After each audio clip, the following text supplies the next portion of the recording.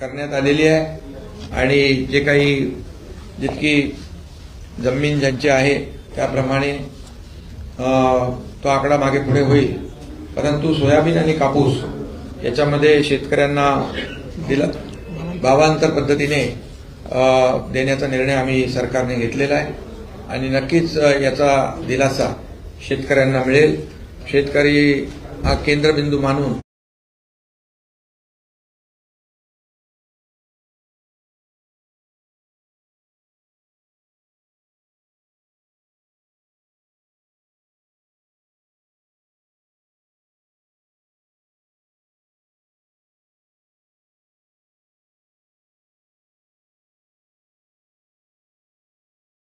केली.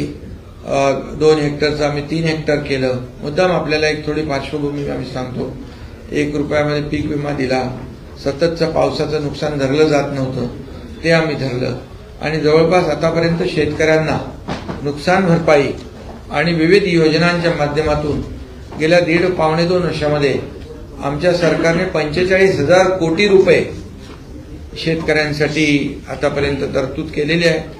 विरोधक म्हणतात ना काय दिलं, हे सरकारने निर्णय घेतलेले आहेत आणि त्यामुळे आजचा हा निर्णय अतिशय मोठा निर्णय सोयाबीन आणि कापसाच्या बद्दल सरकारने घेतलेला आहे. त्याचबरोबर अनेक निर्णय आम्ही आज घेतलेले आहेत. तात्पुरत्या स्वरूपातील वैद्यकीय अधिकाऱ्यांना नियमित करण्याचा निर्णय घेतला. मालमत्ता विद्रुपीकरणासाठी त्याला देखील दंड आणि तो एक विषय घेतलाय. 138 जलदगती न्यायालयासाठी वाढीव खर्चाला मान्यता दिलेली आहे आणि त्याचबरोबर आज संस्कृत, तेलुगू, बंगाली साहित्य अकादमी स्थापन करण्याचा निर्णय, बंजारा समाज, त्याही आपण निर्णय घेतलाय. शासकीय निमशासकीय जागांवर आता मोफत चित्रीकरण, जे आपले कलावंत आहेत, सिनेमा आहे त्यांचा, त्याला देखील आम्ही मोफत चित्रीकरण करण्याचा निर्णय घेतलाय. विणकर समाजासाठी आर्थिक विकास महामंडळ, त्याला 50 कोटीची तरतूद केली आहे. त्याचबरोबर संत भोजलिंग काका सुतार समाज आर्थिक विकास महामंडळ तेही स्थापन करण्याचा निर्णय घेतलाय. पुण्यश्लोक अहिल्यादेवी महाराष्ट्र शेळी मेंढी विकास महामंडळाच्या भाग भांडवलात देखील भरीव वाढ करण्याचा निर्णय घेतलाय. हाताने मैला उचलण्याच्या प्रथेचे उच्चाटन करण्याच्या दृष्टीने रोबोटिक स्वच्छता यंत्रे असलेली मॅन होलकडून मशीन होलकडे जाणारी योजना, त्याचा देखील आम्ही आज निर्णय घेतलाय. संगणक गुन्हे तातडीने निकाली काढण्याचा निर्णय घेतलाय. त्यामध्ये सेमी ऑटोमेटेड प्रोसेसिंग प्रकल्प गृह विभागाच्या माध्यमातून राबवला जाईल. राज्य पोलीस दलात आर्टिफिशियल इंटेलिजन्सचा वापर करण्याचा निर्णय घेतलेला आहे. ऑटो रिक्षा टॅक्सी चालकांसाठी कल्याणकारी महामंडळ स्थापन करण्याचा निर्णय घेतलेला आहे. त्याला एक वेळचं 50 कोटीचं एक अनुदान तरतूद केलेली आहे. त्याचबरोबर बुलेश्वरची जागा आपल्या जिमखान्यासाठी जैन इंटरनॅशनल ऑर्गनायझेशनला देण्याचा निर्णय आम्ही घेतला आहे. त्याचबरोबर संगणकीय न्याय सहाय्यक विज्ञान उत्कृष्टता केंद्र, म्हणजे गुन्ह्यांची वेगाने उकल व्हावी, फॉरेन्सिक लॅब, तो देखील आम्ही निर्णय घेतलाय. वृद्ध साहित्यिक कलाकार जे आहे त्यांना अतिशय कमी अनुदान होतं, मानधन होतं, म्हणजे 2,500 होतं, 2,100 होतं, 3,300 होतं. त्यांना आम्ही सरसकट 5,000 रुपये मानधन करण्याचा निर्णय आम्ही घेतलेला आहे. त्याचबरोबर संगणक परिचालक जे आहेत, ग्रामपंचायतीवर काम करणारे 22,000 जी मुलं आहेत, त्यांना देखील आम्ही 3,000 रुपये मानधनामध्ये वाढ करण्याचा निर्णय घेतलेला आहे. त्यामुळे असे अनेक निर्णय आज सरकारने घेतलेत आणि गेल्या काही कॅबिनेटमध्ये देखील आपण पाहिलेले ते निर्णय आपल्याकडे आलेले आहेत. परंतु आज ही शेवटची कॅबिनेट आचारसंहितेच्या अगोदरची, याच्यामध्ये देखील आम्ही शेवटपर्यंत, म्हणजे मी आपल्याला आठवण करू देऊ इच्छितो, सुरुवातीला मी आणि देवेंद्रजी दोघांनीच आम्ही शपथ घेतली होती आणि दोघांनी कॅबिनेटमध्ये आम्ही दोघंच होतो दादा. त्या दिवसापासून आजपर्यंत ज्या 50-60 कॅबिनेट झाल्या, त्यामध्ये सर्वसामान्य शेतकरी, कामगार, कष्टकरी, महिला भगिनी, युवा, ज्येष्ठ या सगळ्यांसाठी, कामगार या सगळ्यांसाठी निर्णय आम्ही आपल्या सरकारने घेतले. एकही निर्णय असा राजकीय राज्यकर्त्यांच्या हिताचा आम्ही बिलकुल घेतला नाही. आम्ही सर्व निर्णय सर्वसामान्यांच्या हिताचे, जनतेच्या हिताचे, लोकांच्या जीवनामध्ये बदल घडवणारे, लोकाभिमुख असे निर्णय घेतलेले आहेत. त्यामुळे आजची देखील कॅबिनेट लोकांच्या हिताचे निर्णय घेण्याची होती. साहेब, तुम्ही सगळ्या गोष्टी घेतल्या बरोबर आहे, पण तुमच्या कार्यकाळामध्ये मराठा आरक्षणाचा मुद्दा फार गाजला. आज त्यांची एक भूमिका आली की शेवटच्या मंत्रिमंडळापर्यंत किंवा आचारसंहिता लागेपर्यंत सगळे सोडण्याबाबतचा जर निर्णय झाला नाही तर महायुतीला याचे परतफेड करावी लागेल, अशा स्वरूपाचा इशारा देणं कितपत तुम्ही ग्राह्य समजता? नाही, यामध्ये एकच आमची भूमिका पहिल्या अगोदरपासून सरकारची स्पष्ट होती की मराठा समाजाला टिकणारं, कायद्याच्या चौकटीत बसणारं आरक्षण देणं आणि ओबीसी समाज, इतर समाज, कुठल्याही समाजाला धक्का न लावता हे आरक्षण देण्याचा आमचा निर्णय आणि आमची भूमिका होती.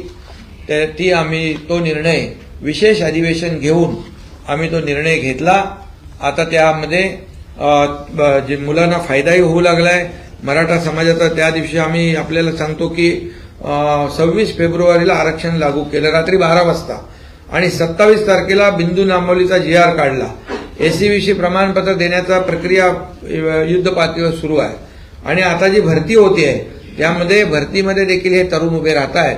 त्यामुळे नोकरीमध्ये आणि शैक्षणिक प्रवेशामध्ये त्यांना लाभ होतोय आणि त्याचबरोबर हायकोर्टात, सुप्रीम कोर्टात देखील आम्ही कॅवेट दाखल केलेला आहे. काही 6-7 लोक हायकोर्टमध्ये रिट पिटिशनमध्ये गेलेले आहेत, पण हायकोर्टाने कुणाला स्टे दिलेला नाही. त्यामुळे सरकारची जी काय आम्ही म्हणत होतो टिकणारं, कायद्याच्या चौकटीत बसणारं सर्व नियम, त्याच्यामध्ये जो काही डेटा आम्ही गोळा केलेला आहे, मराठा समाज मागास, शैक्षणिक आणि सामाजिक मागास कसा आहे हे जे काही सिद्ध करण्याचं काम या मागासवर्ग आयोगाने केलंय. अतिशय पद्धतशीरपणे जवळपास 2.5 कोटीपेक्षा जास्त 2,80,00,000 लोकांपर्यंत हे सर्वेक्षण झालेलं आहे. अतिशय इम्पिरिकल डेटा जो गोळा केला आहे तो एक्सटेन्सिव्ह आणि अतिशय डिटेल हा आम्ही केलेला आहे. त्यामुळे आम्हाला खात्री आहे की जो निर्णय सरकारने घेतलाय तो निर्णय कोर्टामध्ये देखील टिकेल. आणि त्याचबरोबर जसं मनोज जरांगे पाटील यांनी जे कुणबी प्रमाणपत्र मिळत नव्हते ते कुणबी प्रमाणपत्र मराठवाड्यामध्ये त्यांनी मागणी केल्यानंतर जस्टिस शिंदे कमिटी आम्ही गठीत केली. जस्टिस शिंदे कमिटीने काम केल्यानंतर ज्या जुन्या कुणबी नोंदी 1967 पूर्वीच्या त्या शोधल्या. अनेक लोकांना त्या कुणबी प्रमाणपत्र मिळाले. पार तेलंगणापर्यंत आपले लोक गेले आणि त्यांची मागणी होती की या जस्टिस शिंदे कमिटीला मुदतवाढ मिळावी. 2 महिने मुदतवाढ देखील आम्ही दिलेली आहे.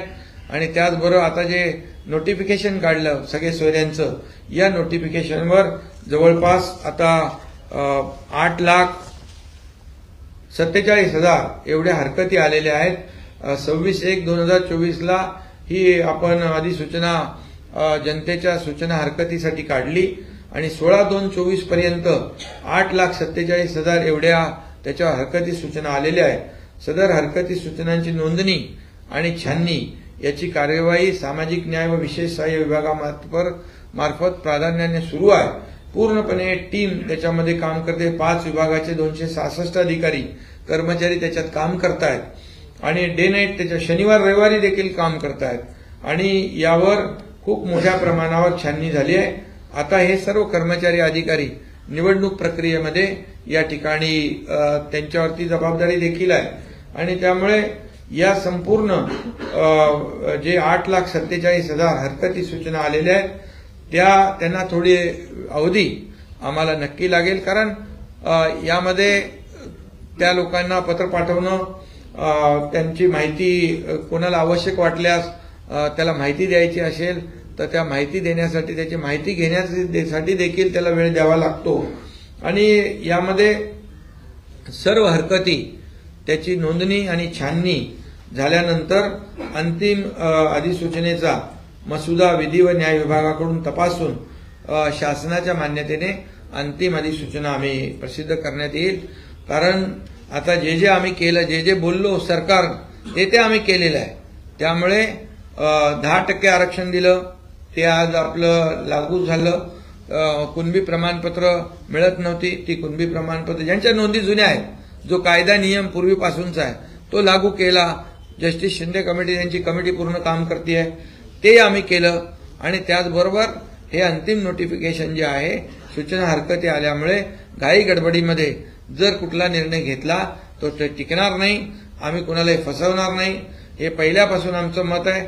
जाहीरपणे आम्ही सांगितलं, जाहीरपणे शिवाजी महाराजांची शपथ घेतली, जाहीरपणे आम्ही विशेष अधिवेशन घेतलं आणि आरक्षण दिलं. आता आपल्याला माहित आहे त्या आरक्षणाचा फायदा 10% मराठा समाजाला मिळू लागलेला आहे.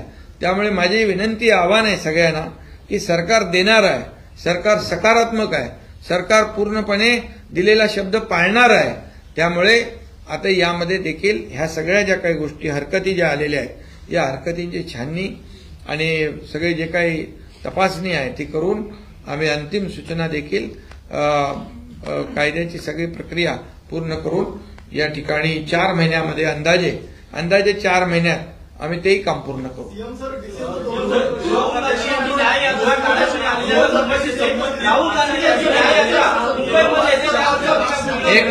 एक मिनिट आम्ही काय पळून थोडी चाललोय. पुन्हा एकदा एक मिनिट जरा एकदम क्लॅरिटी येऊ द्या. पुन्हा एकदा मी सांगतो, मनोज जरांगे पाटील यांनी आता आम्ही जे सरकारने केलेलं काम त्यावर त्यांनी विश्वास ठेवलेला आहे आतापर्यंत. आणि त्यांच्या मागणीचा देखील आम्ही सहानुभूतीपूर्वक विचार नेहमी केलाय, कारण आम्ही जे बोललो ते करून दाखवलेलं आहे. त्यामुळे 4 महिने अंदाजे याला लागतील आणि त्यामध्ये हे सर्व जे काही विषय जे आहेत आपल्या अंतिम नोटिफिकेशनचं तेही काढू. सीएम सर, या आठवड्यात जवळपास 70 पेक्षा जास्त निर्णय घेण्यात आलेले आहेत. ही शेवटची सरकारची कॅबिनेट बैठक आहे. न्यूज 18 नेटवर्कचा एक मोठा महाओपिनियन पोलचा सर्व्हे आलेला आहे आणि या सर्व्हेमध्ये महायुतीचा बोलबाला आहे. जवळपास 48 पैकी 41 जागा या महायुतीला मिळणार आहेत. अवघ्या 7 जागा या फक्त इंडिया आघाडीला मिळणार. सीएम सर, डीसीएम सर दोघांकडून उत्तर अपेक्षित आहे. नाही, बघा काम केलं आम्ही गेल्या 2.5 वर्षामध्ये. मागच्या हे बंद पडलेलं सरकार होतं, घरी बसलेलं सरकार होतं. एक पूर्णपणे निगेटिव्हिटी या राज्यामध्ये पसरलेली होती आणि घरी बसून आणि फेसबुक लाईव्ह काम नाही होत. लोकांमध्ये जावं लागतं, लोकांना निर्णय घ्यावे. शासन आपल्या दारी, महिला सक्षमीकरण, शेतकऱ्यांचे निर्णय, 500 निर्णय घेतलेत आम्ही. मग लोक निर्णय घेणाऱ्यांच्या बाजूने निकाल देतील का घरी बसलेल्यांच्या बाजूने देतील? त्यामुळे 41 नाही, त्याच्यापेक्षा जास्ती आमच्या जागा 45 येतील.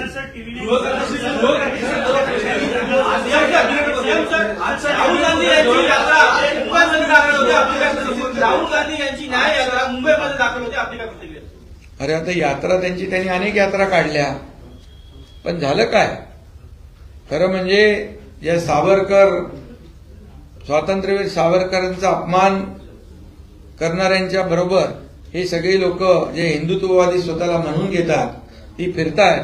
हे दृश्य अतिशय दुर्दैवी आहे. आणि या महाराष्ट्रातली जनता, मुंबईतली जनता, सावरकर प्रेमी जनता या ठिकाणी त्यांना आम्हाला काही सांगण्याची आवश्यकता नाही. या मतदारात त्यांना त्यांची जागा दाखवतील.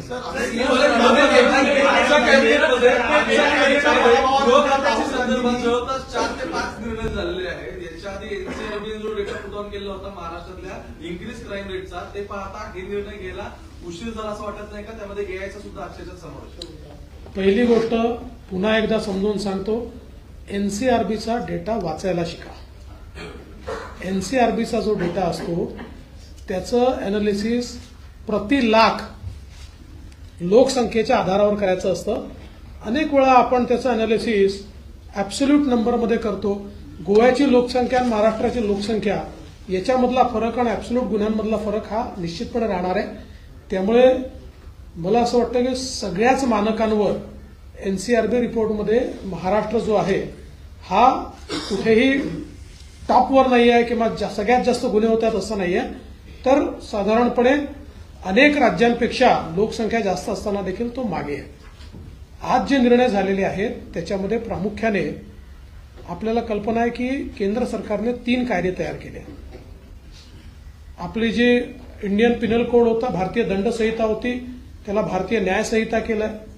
सीआरपीसीला नागरी संरक्षण कायदा किंवा अधिनियम म्हणून त्या ठिकाणी करण्यात आलेला आहे आणि एक राष्ट्रीय आपला जो एव्हिडन्स ऍक्ट होता त्याला देखील परिवर्तित करण्यात आलाय.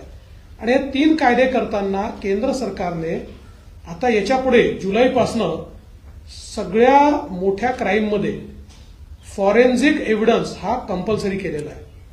आणि म्हणून आज आपण आपली जी काही फॉरेन्सिकची कॅपॅसिटी आहे ती कॅपॅसिटी तर वाढवलीच आहे, पण त्याच्यामध्ये सेंटर ऑफ एक्सलन्स आपण तयार करतो.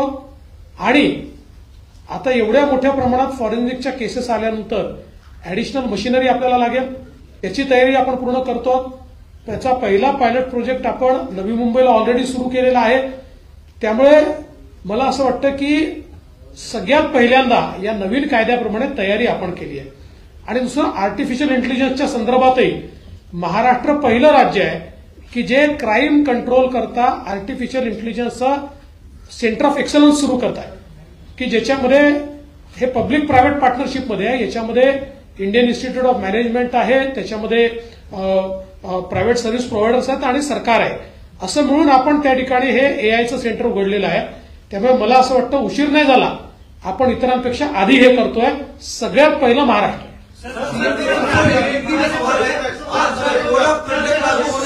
अरे हिंदी समजा आता मराठी होतं.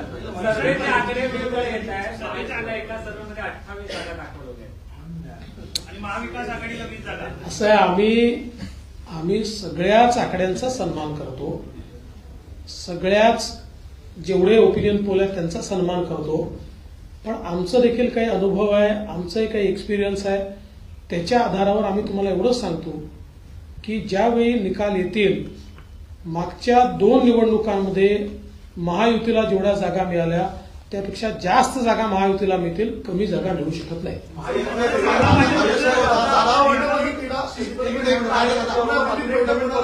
एखादा नवीन पक्ष मनसेसारखा तुमच्याबरोबर येणार आहे का? आणि जागा वाटपाचा जो फॉर्म्युला आहे तो नेमकं कधी जाहीर केला जाईल? कारण की तर्कवितर्क राजकीय गॉसिप असे सुरू आहेत की आपणच आपल्या मित्रपक्षांवर कमी जागा द्या, त्याच्यावर खूप गॉसिप सुरू आहे. तुम्ही गॉसिप करत राहा, आम्ही योग्य वेळी सगळे निर्णय घेऊ. मी काल देखील सांगितलं 80% पेपर सोडवलेला आहे, 20% प्रश्न बाकी आहेत, तेही लवकरच आम्ही सोडवणार आहोत. आणि सन्मानजनक अशा पद्धतीनं आम्ही सगळे एकत्रितपणे या निवडणुका लढवतो आहोत. त्यामुळे मला असं वाटत नाही, खरं म्हणजे आता जे पहिल्या दिवशीपासून पेपर सोडवायला बसले आहेत महाविकास आघाडीचे, त्यांचा पेपर काही सुटत नाही. आमचा तर 80% पेपर आम्ही सोडवून टाकलाय ऑलरेडी. म्हणजे अजितदादांना कुठल्या सीट्स म्हणजे घोषित करायच्या ते त्यांनी कधी करायचं त्यांनी ठरवायचं ते करू शकतात. सीएम साहेबांनी कधी करायचं त्यांना अधिकार आहे ते करू शकतात. आम्ही ज्या सुटल्या होत्या त्या घोषित केलेल्या आहेत. त्याच्यामुळे आमचा 80% पेपर सुटला आहे, 20% पेपर आम्ही लवकर सोडवून टाकू.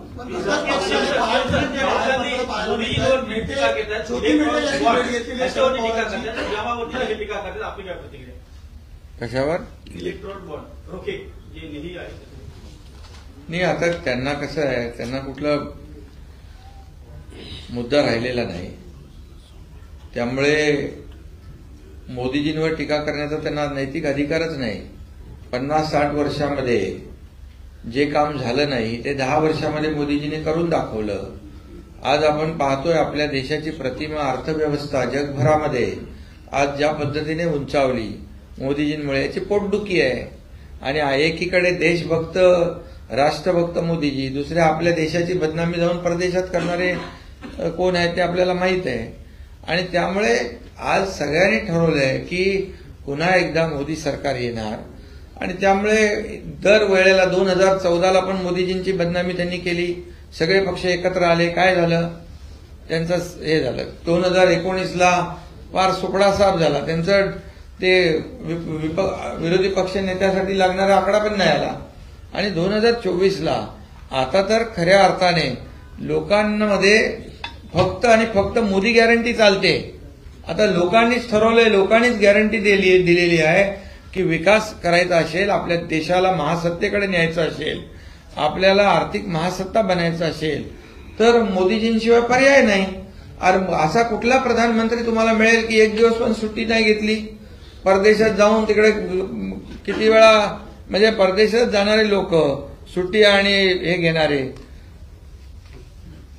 आता इथं तुम्ही कोणाची तुलना करताय? आणि इकडे निर्णय लोकांनी घेतलेला आहे देशातल्या की मोदीजींशिवाय पर्याय नाही आणि मोदीजी फक्त आपला देश जगभरामध्ये कसा नंबर 1 ला येईल यासाठी त्यांचे प्रयत्न आहेत.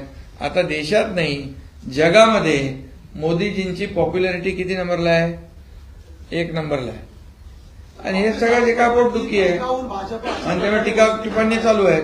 आणि दुसरीकडे त्यांनी अजित पवारांवर निशाणा साधलाय की मोका संदर्भाचे त्यांनी वक्तव्य पुण्यामध्ये केलं होतं नाण्यासंदर्भात, तर कुठेतरी गुन्हेगारांना पाठीशी घालण्याचं काम सरकार करतंय का, असाही आरोप आहे. पहिला तर तुम्ही जो पहिला प्रश्न विचारला, काल याच्यावर गृहमंत्री महोदयांनी आकडेवारीसहित स्पष्टीकरण दिलं.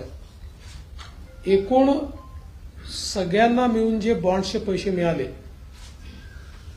त्यातले 30% पैसे भाजपला मिळाले आणि 70% पैसे इतर सगळ्या पब्लिक पार्टींना मिळून मिळालेले आहेत आणि त्याच्यामध्ये काँग्रेसला मिळाले आहेत. आता माझा सवाल आहे की राहुल गांधी काँग्रेसला मिळालेले पैसे परत करणार आहेत का? हा पहिला प्रश्न आहे. दुसरी गोष्ट, 30% आम्हाला मिळाले. आम्ही सगळ्यात मोठा पक्ष आहोत. देशामध्ये आमचे 303 खासदार आहेत. देशात सर्वात जास्त आमदार आमचे आहेत. 11 कोटी आमचे सदस्य आहेत. तरी आम्ही 30%वर आहोत आणि बाकी सगळे म्हणून 70%वर आहेत. आणि मग हे जे 70% पैसे मिळाले हे कोणाला धमकावून मिळाले? खरं म्हणजे सगळ्यात महत्वाचं आहे की सुप्रीम कोर्टाचा निर्णय आहे, त्याच्यावर टिप्पणी करायची नाही. पण एक गोष्ट लक्षात घेतली पाहिजे, जे पैसे बॉन्ड्समध्ये कंपन्यांनी दिले ते त्यांना त्यांचे चेक आरबीआयला देऊन विकत घ्यावे लागतात. त्यामुळे ते अकाउंटेड पैसे आहेत. त्यांच्या बॅलन्स शीटमध्ये ते दाखवावे लागतात. त्यामुळे बॅलन्स शीटमध्ये अकाउंटेड झाले आहेत. ज्या राजकीय पक्षांना मिळाले त्या राजकीय पक्षांना आपल्या बॅलन्स शीटमध्ये दाखवावे लागतात आणि त्या बॅलन्स शीट पब्लिकली इलेक्शन कमिशनच्या वेबसाईटवर अवेलेबल असतात. त्यामुळे हे सगळे पैसे अकाउंटेड पैसे आहेत.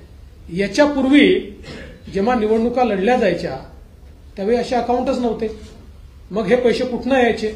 आणि म्हणून काल गृहमंत्र्यांनी अतिशय सुंदर सांगितलं की काँग्रेसमध्ये ही पद्धत होती की समजा 1100 रुपये मिळाले तर 100 रुपये पार्टीला द्यायचे आणि 1000 रुपये खिशात टाकायचे, कारण अकाउंटच नव्हता, चेकचा विषयच नव्हता, बॉन्डचा विषयच नव्हता.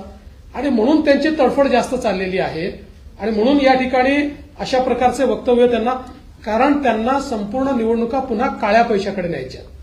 हा, बॉन्ड्समध्ये जर काही अडचणी असतील तर कोर्ट सुधरवेल. त्याच्यामध्ये कोर्टाचा काही तिथे अवमान करण्याचं कोणाचं कारणच नाहीये. त्यामुळे मला असं वाटतं की या ठिकाणी राहुल गांधींचं वक्तव्य जे येत आहे ते केवळ काळ्या पैशाचा स्रोत बंद झाल्यामुळे ही त्यांची तडफड.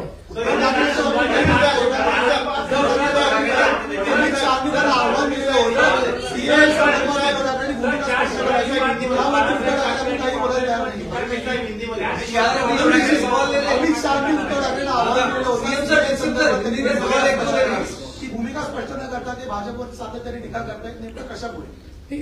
अमित शाह साहेबांनी अतिशय स्पष्टपणे उद्धवजींना सांगितलं आहे, कारण उद्धवजी सीएएवर टीका करतायत. सीएए काय आहे तर पाकिस्तान, बांगलादेश आणि अफगाणिस्तान यामध्ये धार्मिक कारणाने ज्या हिंदू, बौद्ध, शीख, जैन किंवा ईसाई यांना धार्मिक कारणावरनं प्रताडित केलं आणि त्यामुळे त्यांना भारतात यावं लागलं, तर ते शरणार्थी म्हणून भारतात आल्यानंतर त्यांना भारताची सिटिझनशिप द्यायचा हा कायदा आहे. आता याला उद्धव ठाकरे विरोध करतायत. म्हणून स्पष्टपणे अमित शहानी त्यांना विचारलं, तुमची भूमिका काय सांगा. पाकिस्तानमध्ये ज्या हिंदूंवर अत्याचार झाला आणि तो अत्याचार झाला म्हणून ते भारतात आले, ज्या बौद्धांवर अत्याचार झाला म्हणून ते भारतात आले, त्यांना भारताची सिटिझनशिप द्यायची की त्यांना सेकंड क्लास सिटिझन म्हणून ठेवायचं? याचा उत्तर हे उद्धव ठाकरेंना द्यावं लागेल. पण ते देऊ शकत नाही, कारण आता उद्धव ठाकरे हे सुडो सेक्युलर झाले आहे. ते आता तुष्टीकरणाच्या नीतीमध्ये गेले आहेत, कारण त्यांना आता एक विशिष्ट वोट बँक पाहिजे. त्या वोट बँकेकडे त्यांचं लक्ष आहे. बाळासाहेबांची भूमिका त्यांनी बदलली, कारण काश्मीरी पंडितांवर जेव्हा अत्याचार झाला तेव्हा बाळासाहेबांनी त्यांना इथं सांभाळलं होतं, त्यांचं पुनर्वसन केलं होतं, त्यांच्या मुलांना शाळेत प्रवेश मिळवून दिले होते, त्यांची राहण्याची व्यवस्था केली होती. आता नेमकं यांनी भूमिका विरुद्ध घेतली आहे, म्हणून तर बाळासाहेबांची भूमिका आणि विचार त्यांनी सोडले.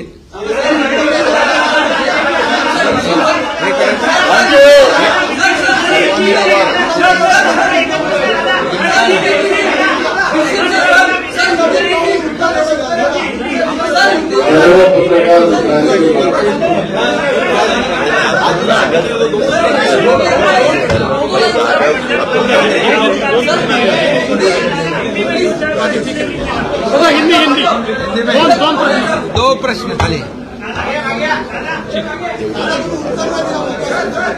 आणि एक मराठी जिमखाना पण करतो आपण. जाऊ दे, मराठी जिमखाना आपल्याला करायचा आहे, तो प्रस्ताव तुम्ही मराठी भाषा मंत्री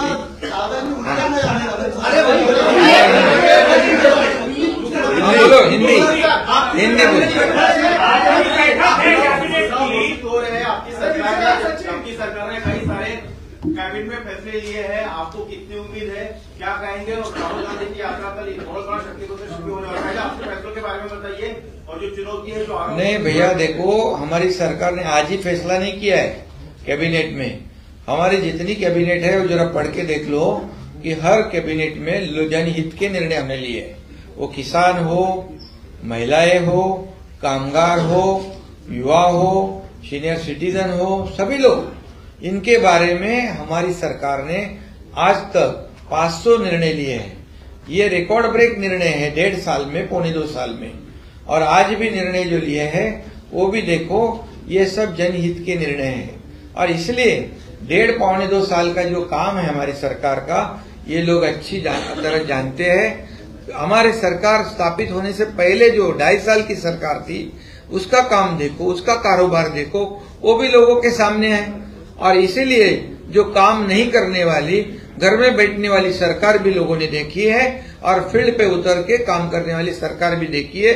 और इसलिए हम दावे के साथ कहते हैं कि जो मोदी साहब ने जो काम किया है देश के लिए, और मोदी साहब ने हमारे महाराष्ट्र के लिए भी काफी पैसे दिए हैं विकास के लिए, इसलिए ये डबल इंजन की सरकार तेजी से काम कर रही है.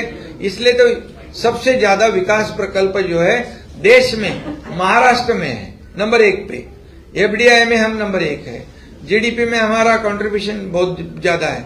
ये सब आपको पता है. और इसलिए जो निर्णय लिए हमने सरकार ने लोगों के हित में, लोगों के जीवन में बदलाव लाने के लिए, इसलिए हम दावे के साथ कहते महाराष्ट्र से पिछले समय जितने सांसद चुनकर आए थे, उससे ज्यादा सांसद इस बार चुनकर आएंगे. राहुल गांधी की क्या यात्रा है उसकी, उनकी आ रही यात्रा तो उसको सावरकर का विरोध कर रहे हैं, सावरकर का विरोध, साझा करेंगे. हाँ वो तो ये तो दुर्भाग्यपूर्ण बात है.